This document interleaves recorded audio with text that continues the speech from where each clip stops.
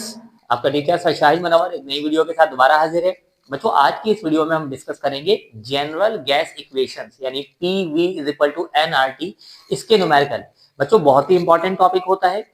आज जो मैं सवाल डिस्कस करने जा रहा हूँ, देखिए ये फर्स्ट ईयर केमिस्ट्री का है और ये 3 साल ये सेम क्वेश्चन 3 बार आ चुका है। 2021 के पेपर में, 2012 के पेपर में और 2000 के पेपर में, ये 3 बार सेम क्वेश्चन आ चुका है। और या तो इसी जैसे और भी सवाल दूसरे ईयर्स में आए हुए हैं। तो अगर आपने ये टॉपिक अच्छे से समझ लिया, ये न्यूमेरिकल अच्छे से समझ लिया बच्चों, तो इस जैसे और दूसरे न्यूमेरिकल भी आपके लिए आसानी से हो जाएंगे। ठीक है बच्चों, शुरुआत करते हैं।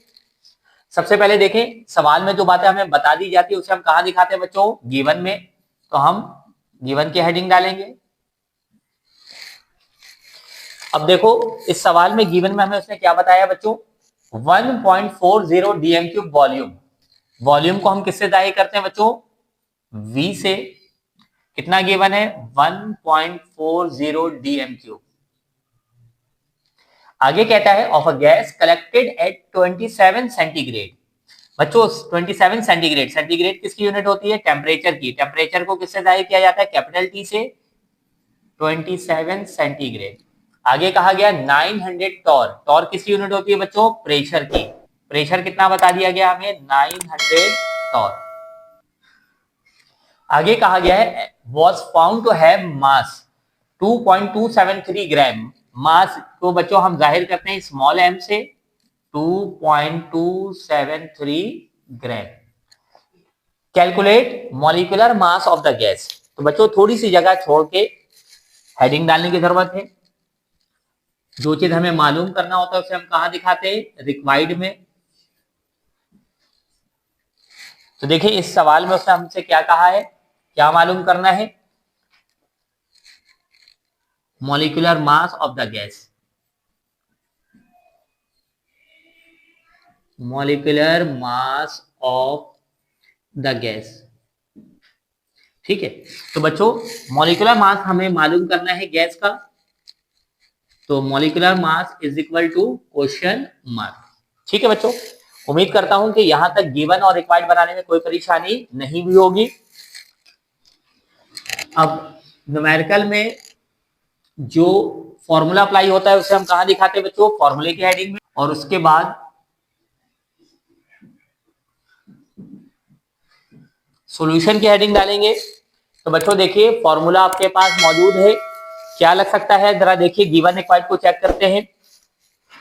अच्छा, मॉलिक्यूलर मास को बच्चों याद रखिएगा, जो मालूम करना है उसे मॉलिक्यूलर मास कहा जाए, या नई किताब में इसे मोलर मास का नाम दिया गया है। यह सवाल पुरानी बुक का है और कई बार आ चुका है। तो नई बुक में मोलर मास, पुरानी किताब में मॉलिक्यूलर मास। इसे हम किससे जाहिर करते हैं बच्चों? कैपिटल M से। तो अगर आप इसको देखें, PV T small m capital M, small m और कैपिटल M कंबाइन होता है तो क्या बनाता है? शो करता है मोल्स। तो बच्चों हमें समझ में ही आया कि यहाँ पर जो फॉर्मूला अप्लाई होगा वो कौन सा है? PV is equal to nRT।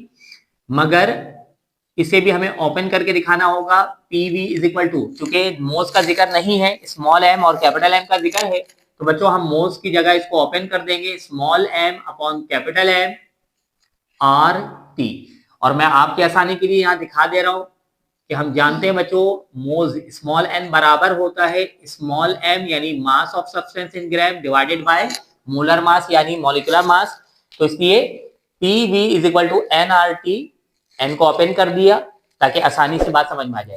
अब आप देखो बच्चों, P गिवन है, V गिवन है, T गिवन है, स्मॉल m गिवन है, कैपिटल M मालूम करना है। एक चीज जो फॉर्मूले में मौजूद है, इसका जिक्र यहाँ नहीं है, वो है R।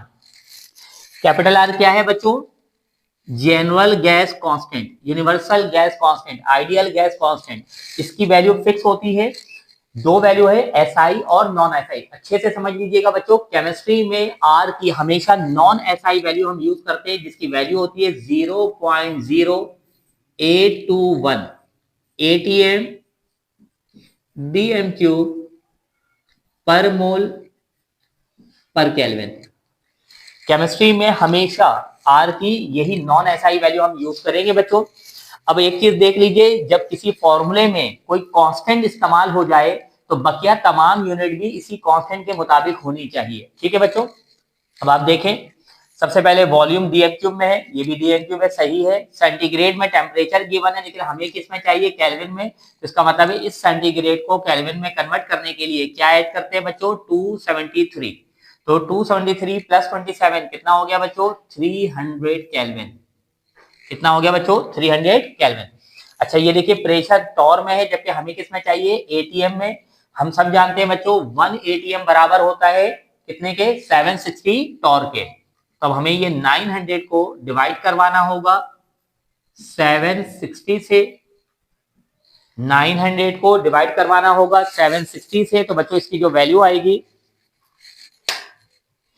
तो आपके पास 900 डिवाइडेड बाय 760, तो आंसर आ गया 1.184, 1.184।